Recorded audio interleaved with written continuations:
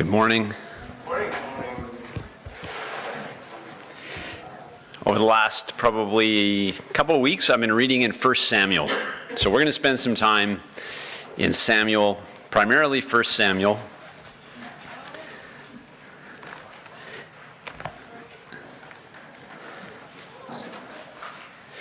Not at the beginning, we'll kind of jump into it partway through. So we'll get into it with Saul and David. And specifically, I've just been reading the story. I'll tell you as I read today some of the passages. Probably a lot of it might be a little bit of a mix, but a lot of it I'm going to read out of the NLT. I've been reading 1 Samuel out of the NLT, and just as I would read, a lot of what I've covered is Saul. David quickly comes into the story with Saul. But I've spent a lot of time thinking about how do I not make the same mistakes Saul made? What were the mistakes that Saul made? And so I want to look at that, and then I want to contrast it with David. And just kind of some of the things that I see with Saul and David. So that's what we're going to do. So let's get into it. And we're going to start. We all know, I'm trusting, let me say, I don't want to make that assumption, but the story of Saul, he is the first king of Israel. The people, eventually, God uses Moses to lead them out of Israel. And then he has different judges that are ruling over them, but God was serving and was their king. And the people are looking around and they're seeing what everybody else has, and they're like, we want what they all have. They all have a king. And so that's kind of where we pick this up. Finally, God says, fine, if you want a king, I'll give you a king.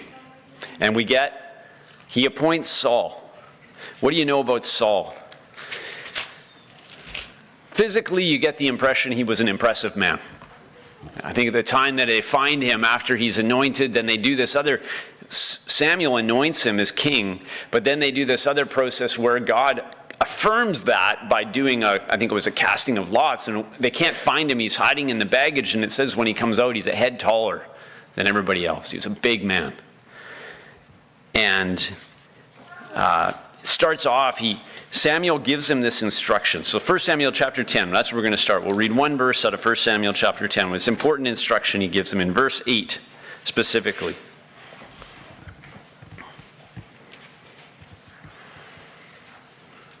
He says to him in verse 8, 1 Samuel 10:8, he says, "And you shall go down before me to Gilgal, and behold, I'll come down to you to offer burnt offerings and sacrifice peace offerings. You shall wait 7 days until I come to you and show you what you should do." So that's really the one key instruction that he gives Saul after anointing him, and that's what he does in the beginning of chapter 10. I'll say when you read the story, a lot happens in the next, what it seems like a lot happens in the next 7 days. But let's jump forward to this story now in chapter 13. So Israel's at war with the Philistines, and Saul is 30 years old. He's got some soldiers there. It starts off, and we're going to pick it up in verse 8 because the Philistines are going to attack Israel. So in verse 8, it says, "Now he waited 7 days." This was Saul. So he waits 7 days according to the appointed time set by Samuel that we read in chapter 10, verse 8. But Samuel didn't come to Gilgal, and the people were scattering from Saul. So Saul said, "Bring to me the burnt offering and the peace offerings." And he offered the burnt offerings. As soon as he finished offering the burnt offering, behold, Samuel arrives. And Saul went out to meet him and greet him. But Samuel said, "What have you done?" And Saul said, "Because I saw that the people were scattering from me, and that you did not come within the appointed days, and that the Philistines were assembling at Michmash. Therefore I said, now the Philistines will come down against me at Gilgal, and I have not asked the favor of the Lord. So I forced myself and offered the burnt offering." Samuel said to Saul, "You have acted foolishly. You've not kept the commandment of the Lord your God, which he commanded you. For now the Lord would have established your kingdom over Israel forever. But now your kingdom shall not endure. The Lord has sought out for himself a man after his own heart. And the Lord has appointed him as a ruler over his people, because you have not kept what the Lord commanded you. So you see this first disobedience. And I'm going to say that when I have read this, I think my reaction over the years has always been like, wow, Saul was on, I'm going to use the expression, a short leash. I don't know, you read this and it's like one mistake this is how it can feel. I will say this because I've read this. One mistake and that's it. You're out. Now, he wasn't out immediately, but he says, I'm going to find a different king. It's interesting. So this is the question. I even actually read this to the kids last night. And I was like, what do you think? Like, why did Saul get the hook, so to speak, so quickly? So I want to get into it. I'm not going to necessarily get into it quite yet. Let's look at the second situation we have. So this is chapter 13. So let's go to chapter 15. Jump forward a couple chapters. We're going to read a fair amount. I will warn you, we're going to read a reasonable amount of chapter 15. We'll come back to that one in 13. We'll pick out a few things there. But for now, you've heard the story. And there's this question, wow, that's it. It was already decreed. He's losing, he's no longer, his kingship is not going to prosper. So now, chapter 15, 1-3. Then Samuel said to Saul, the Lord sent me to anoint you as king over his people, over Israel. Now, therefore, listen to the words of the Lord. Thus says the Lord of hosts, I'll punish Amalek for what he did to Israel, how he set himself against him on the way while he was coming up from Egypt. Now go and strike Amalek and utterly destroy all that he has. Do not spare him, but put to death both man and woman, child and infant, ox and sheep, camel and donkey. So we jump down to verse 8, and it says, now he captured Agag. So Saul, when it says there, he says, do this to him. I think him is broadly to all of Amalek, all the people of Amalek. It's not, Amalek wasn't a person. Amalek was the Amalekites, right? So he's talking broadly. So now we have the king of Amalek is named Agag. So Saul captures Agag, the Amalekite king, but completely destroyed everyone else. Saul and his men spared Agag's life and kept the best of the sheep and goats and the cattle, the fat calves and the lambs, everything in fact that appealed to them. They destroyed only what was worthless or of poor quality. Then the Lord said to Samuel, I'm sorry that I ever made Saul king, for he's not been loyal to me, and he refused.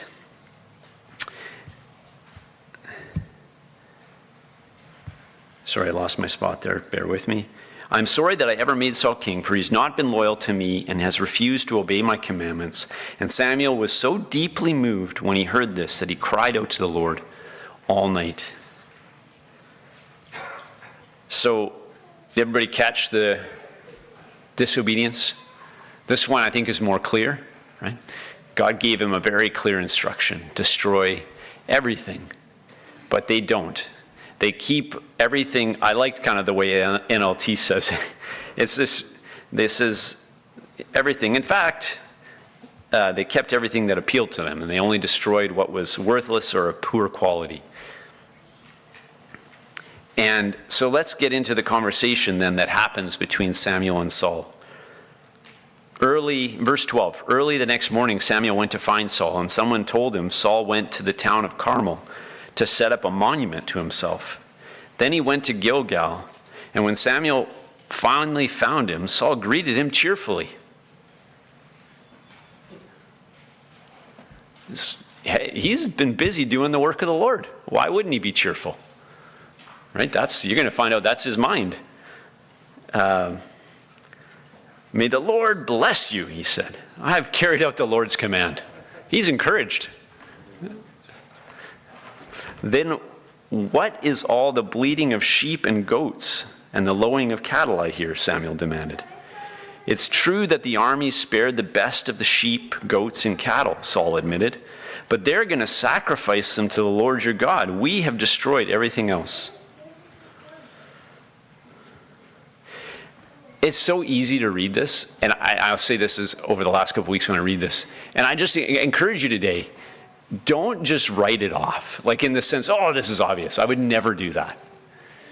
It's really actually interesting how Saul is in a place, now God is still speaking to Saul, right? God stops speaking to Saul. That comes here if we were to keep reading. But at this point, he's still speaking to Saul through Samuel. And Saul is rejoicing. He's cheerful because he's been doing the work. In his mind, he's been doing the work of the Lord. And the question is, like, it's so easy to look at Saul and say, well, I would never do that. And I'm not sitting here like, but I think from every one of these, we take a warning. Like, how do you come to this place where God is saying what you don't know, what Saul doesn't know, is God's talking to Samuel saying, I'm sorry I ever made this guy king. And Saul is sitting here saying, I'm crushing it. And so it's a warning to, like, how do you get there, right? I'm dramatizing it perhaps slightly, but I'm doing it for a reason in the sense of it could happen. It could happen. It did happen.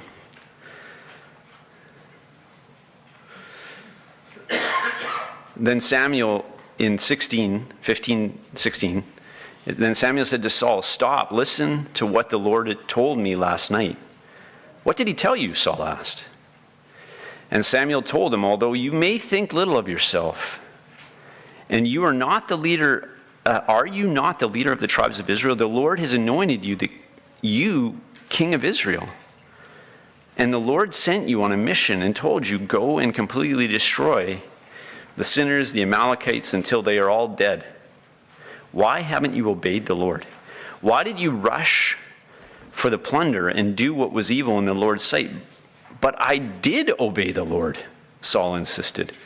I carried out the mission he gave me.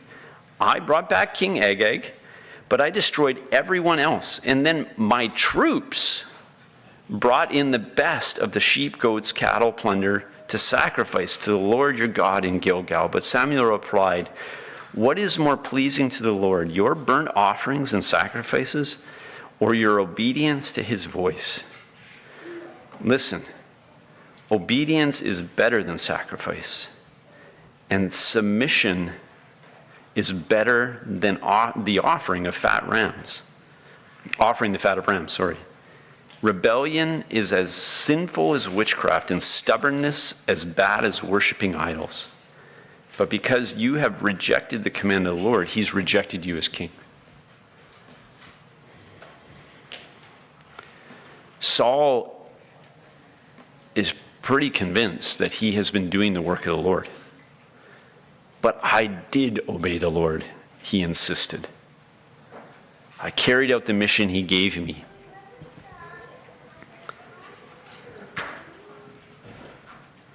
So finally, before we kind of get into some of the things that I observed, let's just finish the story out. Jump down to, just carry on in 24. Then Saul admitted, so this is the first time there's some admission here. Then Saul admitted to Samuel, yes, I have sinned. I have disobeyed your instructions and the Lord's command, for I was afraid of the people and did what they demanded. But now please forgive my sin and come back with me so that I may worship the Lord. But Samuel replied, I'll not go back with you. Since you have rejected the Lord's command, he has rejected you as king of Israel.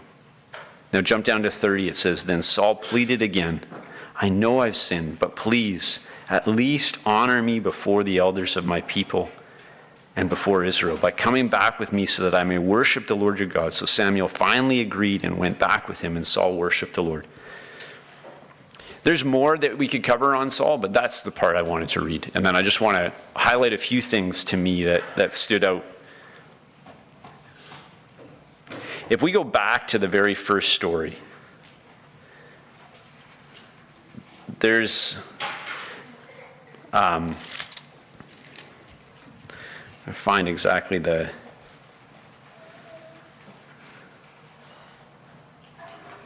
in verse 11, there's something to me that really struck me. It says, and Saul said, because I saw that the people were scattering from me. It's two things. I saw. So he's going by what he can see. And what he can see is not good, right? He sees the Philistines are coming. He sees the people are leaving. And then he realizes that Samuel has messed up, right? It's your fault, Samuel. That's the way I read the next statement. And he says, and you did not come on the appointed days. So a few things interesting there. One of the things you see by Saul, this is a warning. It's not just to muse over how bad Saul was. It's not the point of it. It's to take it as a warning. Saul fell prey to walking by what he could see and not walking by faith. He looked at his circumstances, and in the end, because he could see his circumstances weren't good, and he wasn't walking by faith, then he disobeyed. Samuel had specifically said to him, I'm going to come and I'm going to offer the sacrifice. I'm going to show you what to do. And then Saul says, I forced myself because I hadn't sought for the Lord. So this feeling of like, I'm doing this. I got to do it now by his own strength. And then the other warning there is, and we see this happen in the second case too. Whose fault was it? According to Saul, it was Samuel's fault, right? Samuel didn't come when he was supposed to come. Had you come when you were supposed to come, Samuel, we wouldn't be in this mess, right? But now, thanks to you and your tardiness, we're in this mess, right? The danger is it's so easy. The flesh will always want to find someone to blame. It's not our fault. So it's actually a very real warning that to be willing, and you see this, so if we keep going, okay, the other thing he did was he would justify his actions, right? It was a mix of justification and blaming, right? Because we get to the second case, and the disobedience was the fact that they justified their actions. So he has a command, just destroy everything. This is like, I think it was Lisa last week talked about Balaam and Balak, right? Was it? And Balaam's the prophet, right? I can get confused between Balak and Balaam. Okay, so Balaam, remember the story. What was the issue? Why was God upset with him? Because the first time he went and sought the Lord and said, do you want me to go? And God said no. Then they come back with more money and he seeks the Lord again. And now all of a sudden God says yes. And it was like, as I can just picture Balaam going, we're aligned. The offer's a little sweeter. Now I understand why you said no the first time because it was going to get sweeter. So I'm glad you made me wait. Like you could see how you justify it. And again, you can almost make it amusing, right? But the danger is like somehow the flesh gets involved and you lose sight of the simplicity of just saying, Lord, you told me to kill everything. This is where so often it says that we walk by faith, we don't walk by what we see. One could also say we walk by faith, we don't walk by what we understand. Because if we sit here and say, this doesn't make sense, why would I do this? It is negative to me in some manner. Financially, it's negative. Whatever, reputationally, this is going to kill my reputation, Lord. This is going to kill what people think of me. That doesn't make any sense, Lord, because how can I minister to them if they think I'm a fool? Like you can see how you justify these things where you all of a sudden find a way to kind of not fully obey what God's asking you to do. And that was the case with Saul. Like he could justify it so many ways. Well, we're going to sacrifice this to the Lord. And it's the men, it's not me. Like it's like all this stuff is just, again, the pointing of the finger there were so many things. Finally, the last thing. What do you pick up? Come back to the story. Many of you will be there already, but in the last thing, what's his final thing? So after all of this happens, he finally admits, okay, I did sin. What's his focus in admitting he sinned? What's he trying to do? He's trying to save his reputation, right? Okay, you're right, I messed up. Now, can you come back with me and let's worship together? No. But he pleads with him. The couple verses I skipped, he reaches out and he grabs his robe when he's walking away and rips it. And Samuel turns around and says, this is a living example how God's ripping the kingdom away from you. And then he says, no, you just got to come with me because I just want to look good in front of the people. That's not the words he used, but that's the reality. Like, I just don't want them to go back and you not to be there. Like, you should be coming back with me. We're celebrating. We've worshiped the Lord, and it's going to raise questions if I go back and you're not there worshiping with me. It's going to seem like something's off. So again, it all came back to what people thought of him. And it's, again, so easy to look at this and go, that would never be me. I will tell you, it could be me. I know it. I know it. I care what people think. I care what people think of me. It weighs in my mind. At times, like, if I do this, what are people going to think?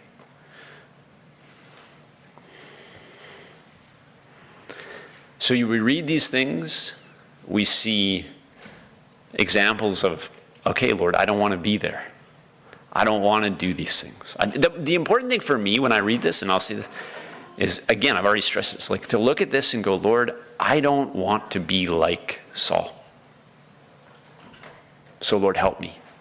Help me not to. It's not then to sit here and be in fear, but it's to recognize, like, yeah, that could be me, Lord. I don't want to justify kind of half obedience, which is really what Saul did in the one case, and he was thinking, I obeyed the commands of the Lord. We justify and we compromise. Lord, I don't want to compromise. I want to walk in obedience. Lord, I want you to continue to change me where less and less I care about what people think, and more all I care about is what you think. And I die to worrying about what my reputation in this world. I die to that. And that whatever someone else thinks doesn't matter.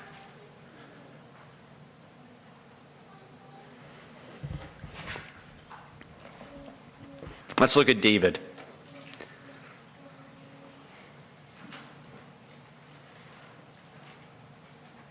Why did God pick David? Because he was a man after God's own heart. I actually did a search this morning. It's like seeing if there's a verse out there that says the first king was a king after the people's heart, and the second king was a king after God's own heart. And there isn't a specific verse. There is a verse where God says, where Samuel, I think God through Samuel basically says, like, I've given you your king. And I picked a man, you get the impression, who's like you. He's got a heart like you have. So here's what you get when you want somebody like you. That's how I kind of see it. There's not a verse that says it, but I do think in a lot of ways when you look at the story of Israel, Saul captured a lot of that. And then David comes and it's a different story. It's a story where we see a man after God's own heart. And the nice, in a way, David's not perfect. We know that. We know he sinned. He sinned in actually great ways. But through that, we see how a man after God's own heart responds, which contrasts how Saul would respond. So let's just look at a few passages. I'll actually have less passages perhaps on David, I will say. But the first one I just think is interesting. When Samuel goes to anoint him, So it's chapter 16, 6 and 7. When they arrived, Samuel took one look at Eliab and thought, surely this is the Lord's anointed. But the Lord said to Samuel, don't judge by his appearance or height, which is a total contrast to Saul, right? For I have rejected him. The Lord doesn't see things the way you see them. People judge by outward appearance, but the Lord looks at the heart. So even Samuel, I think, was learning through this, right? Because his first reaction, he sees Eliab, and Eliab was probably maybe a lot like Saul, real physical specimen. Yeah, that's the king. This is the king that we need. And God says to him, Samuel, no, I'm looking for the heart. And then you think we don't get a clear picture. You get this picture, though, that clearly David was a smaller man.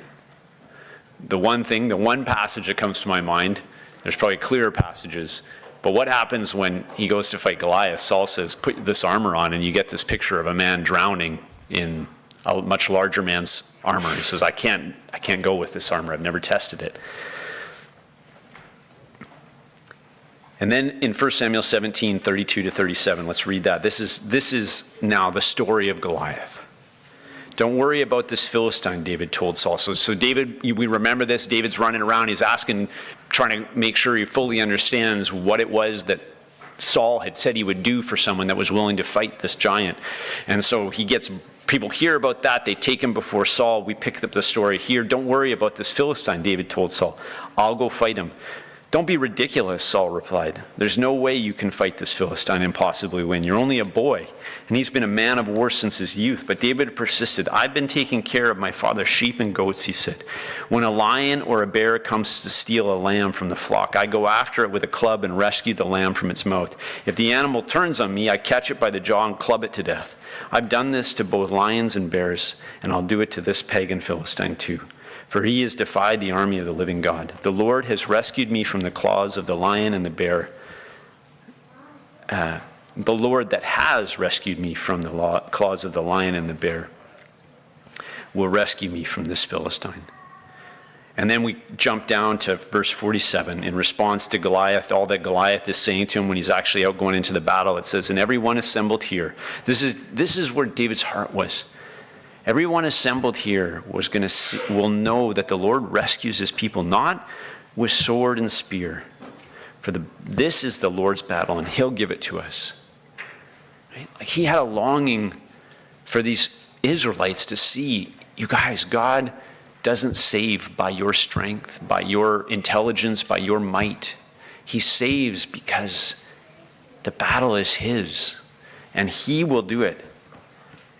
He will win this battle for us. But this is a amazing story to contrast Saul, who would walk by what his eyes could see. And he'd look at what his eyes saw, and it would cause him to do foolish things because he was walking by what he saw, not by faith. But with David, this is like the complete opposite. This giant is there, and he's just looking at it going, I'm not fazed by what I see. I am confident that God can win this battle for me. And David, that's faith we know. That's faith that had been tested. It was funny, Michael and I went for a run yesterday. I never said this to him. I don't have to verbalize everything that's going through my mind to my children. Until I get up here, then I seem to do it. Normally I will carry bear spray or I'll carry dog spray, something with me. And this time of year, obviously, I'm not concerned about bears, but I am concerned about running into a cougar. And I was thinking about this story. I'm like, Lord, if you help David, if we run into one of these things, if you help David, you can help me. This is literally what's going through my mind. So I'm encouraging myself in the Lord while we're out there running on a not a well-used trail where I know, because I've had incidents recently with a cougar, that I know that they're out there, and it's something that is in my mind, right? And yet I'm building my faith that God, if you help David destroy the lion, you can help me if we run into one of these things. So you see a young man, and man doesn't matter, a young person that has been through tests. So to the young people, and even when you're young, God, and I don't know necessarily what that battle looks like.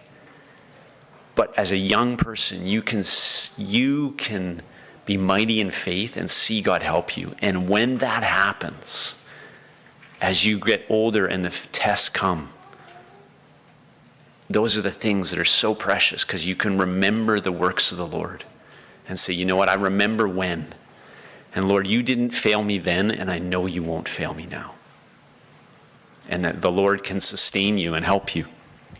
So I encourage you in that. The next one, quickly, chapter 30. Let's jump there. So here's a situation. So we talked about not going by what he sees. The other thing, right, that Saul dealt with was when his men turned on him, and how Saul responded when his people turned on him. David has the same situation. This is actually different. Saul never actually dealt with what David is dealing with here in chapter 30. Because Saul had the situation where the army was just fleeing. David's situation is amped up. The army isn't fleeing. His soldiers actually want to turn around and kill him. And that's where we pick this up. So this is the story. After David fled to Philistine, they were living in this town called Ziklag. They went out. I won't get it, just real quick. They left. They came back. And while they were gone, another group came in and attacked the city, burnt the city, took everything, including all their family. And so the men, they come back, and everybody's gone. Their families are gone. And then the people, his men, are wanting to kill him. So let's read this. 3 days later, chapter 30, verse 1. 3 days later, when David and his men arrived home at their town of Ziklag, they found that the Amalekites had made a raid into the Negev and Ziklag, but they had crushed Ziklag and burned it to the ground. They'd carried off the women and children and everyone else without killing anyone. When David and his men saw the ruins and realized what had happened to their families, they wept until they could weep no more. And David's two wives, Ahinoam from Jezreel and Abigail, the widow of Nabal from Carmel, were among those captured. And David was now in great danger, because all his men were very bitter about losing their sons and daughters, and they began to talk of stoning him. But David found strength in the Lord his God. And then he said to Abiathar the priest, "Bring me the ephod." So Abiathar brought it. Then David asked the Lord, should I chase after the band of raiders? Will I catch them? And the Lord told him, yes, go after them. You'll surely recover everything that was taken from you. So he has learned, David over the years, he's learned to strengthen himself in the Lord, even in the midst of incredibly, incredibly difficult times. This is very different than what we see from Saul, because when things got really difficult for Saul, he didn't know what to do. He was making bad decisions. He didn't have confidence that God was going to help him. So then he just starts doing kind of irrational things, in fact, disobeying the commands of God. David contrasts that. Okay, so we talked about how Saul walked by sight versus faith. We see David walk by faith and not by what he sees. We see then another one, one of the other ones there, we'd said blame others. And Saul would blame others. He wouldn't look inward. Okay, let's look at how David would respond. These are the tougher ones, where David made he sinned greatly. So in 2 Samuel chapter 12, verse 13, this is after he sinned with Bathsheba. He's murdered Uriah. And then Nathan comes and confronts him with this story. If you've read it, maybe you have, maybe you haven't, but he tells him this story about sheep. Remember, David is a shepherd. David is so irate over the story that he says, he's so mad. And then Nathan says, this rich man in the story who wouldn't use any of his sheep and went and stole from this poor family the only sheep they had that was like a member of their family, and killed it to feed these visitors. This rich man who did this horrific thing, David, that's you. And David knows immediately what he says, and then it says, this is how David responds. It says, then David confessed to Nathan, I have sinned against the Lord. 12 verse 13 of 2 Samuel. And Nathan replied, yes, but the Lord has forgiven you, and you won't die for this sin. So his life is spared, but there is loss of life. There's some major consequences for this sin. But then Psalm 51, if you don't know it, Psalm 51 is a psalm that David wrote in response to this when he sinned with Bathsheba. And the interesting thing, when you look at this, is the contrast. This is this famous verse, right? What was Saul's justification for his disobedience? Yeah, but we're going to use it to sacrifice, Lord, to the Lord. Samuel, you don't understand. Like, we have saved the cream of the crop.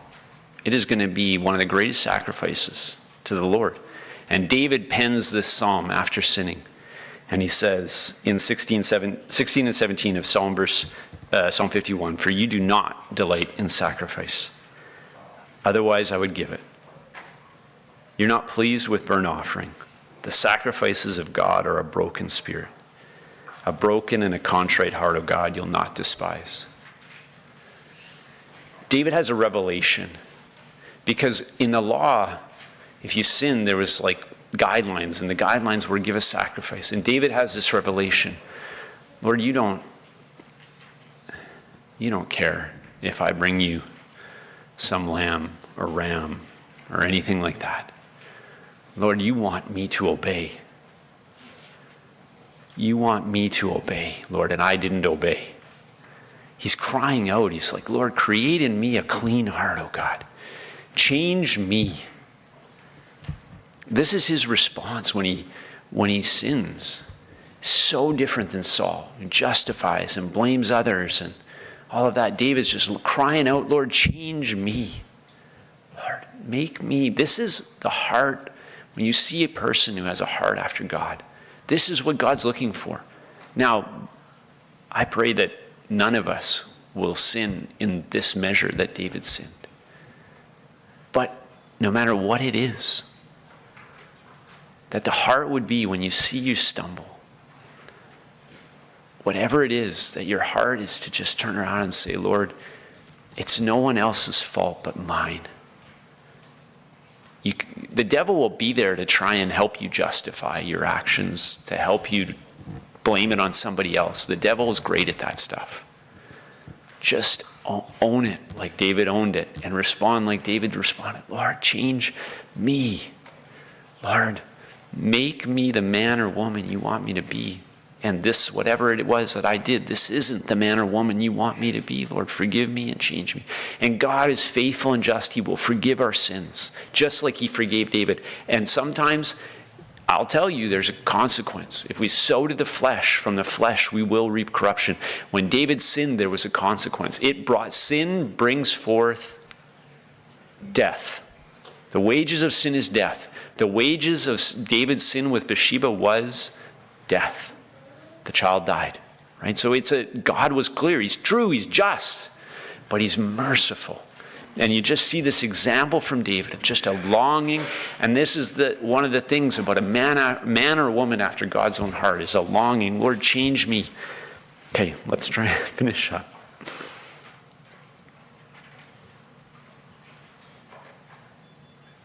The second time David sinned, you can read this. It was in 2 Samuel chapter 24. He went and he took a census of the people. He counted what a census is. So he wanted to know, and he went to the leader of his army and said, I want you to go count how many soldiers we have. And the leader of his army is like, don't do this, David. Why are you doing this? But David pressed him and said, no, I want to know what the number is. So he does it, and afterwards his conscience is bothering him. He knows that he sinned. And a prophet comes to him, confronts him on it, and again, it says, I'll just read this part from chapter 24 of 2 Samuel. Now David's heart troubled him after he had numbered the people, so David said to the Lord, I have sinned greatly in what I have done. But now, Lord, please take away with the iniquity of your servant, for I have acted very foolishly. So he actually confessed his sin and humbled himself before the Lord before anybody came to him. He did it because his conscience was bothering him. And then the prophet comes and says, okay, God's giving you 3 choices of the consequence for your sin. And David chooses the last one, which is 3 days of pestilence, because he says, one of the options was like an army is going to come in. One was a famine. And he just said, Lord, I lay myself at your feet for your mercy. I'm crying out for your mercy. And this angel comes in and just starts killing people. And then it comes to Jerusalem and God says, stop. And David's heart man, he sinned, but his heart, he says at the end of this in verse, I think it's 17, then David spoke to the Lord when he saw the angel who was striking down the people and said, behold, it is I who have sinned, and it is I who have done wrong. But these sheep, meaning the people, he said, what have they done? Please let your hand be against me and against my father's house. Lord, don't hurt these people, Lord. I was the one who sinned. Okay, the last thing I wanted to touch on, David's view, like Saul was so concerned about what people would think. So when they bring the ark back into the city, you may have heard this story many times, but he's dancing and he's full of joy, and one of his wives, who was the daughter of Saul, sees him and is disgusted by him, and his dancing is just so upset, and she says to him, how distinguished the king of Israel looked today, shamelessly exposing himself to the servant girls like any other vulgar person might do. And David retorted to Michal, I was dancing before the Lord who chose me above your father and all his family. He appointed me as a leader of Israel, the people of the Lord. So I celebrate before the Lord. Yes, and I am willing to look even more foolish than this, even to be humiliated in my own eyes. But those servant girls that you think I was shaming myself before, you mentioned, he says, but those servant girls you mentioned will indeed think that I am distinguished. If somebody's heart is right, see, there's people that aren't interested in serving the Lord, and they could see a decision that we make and say, what a fool. What a fool. But we don't know the other side. Right? We don't know that maybe the one brother or sister that doesn't even know, you don't even know they're watching, that their faith might be built. That God could do mighty things and say, wow, that person, a willingness to just be a fool for Jesus and just be obedient and walk in obedience, whatever it might be. And God can use that. So I just think for me, that's something I want to continue to grow in, Lord. I don't want to worry about what anybody else thinks or anything. I just want to serve you and be obedient to you, Lord, and only concerned about you. It comes back to when I shared a few weeks ago about seeking first his kingdom, right? And the focus would be that at the end of our days, we are only going to stand before one person, right? And we only want to hear those words from that one person, which is, well done, good and faithful servant, right? That needs to be the focus. Right? It's so easy, and the devil will continue. Just pray, Lord, continue to peel back those layers of pride that want me to worry about other people and what they think of me. So anyway, this took longer than I thought. But anyway, I hope you can ponder on it. Saul and David, and just looking at Saul and saying, Lord, I don't want to follow that example. Lord, help me to be like David. Lord, help me to walk by faith, not by sight. Lord, to trust you completely, to know that the battle is yours and not mine. And Lord, if I stumble, I know that I have an advocate. Lord, help me to own it, not try and blame others, justify my actions. And Lord, just repent and to turn, right? And to just say, Lord, I only care about what you think. Help me to only care about what you think. So be encouraged, ponder on it. I'm sure there's many more things you can draw out of this, but a few things for you to think about.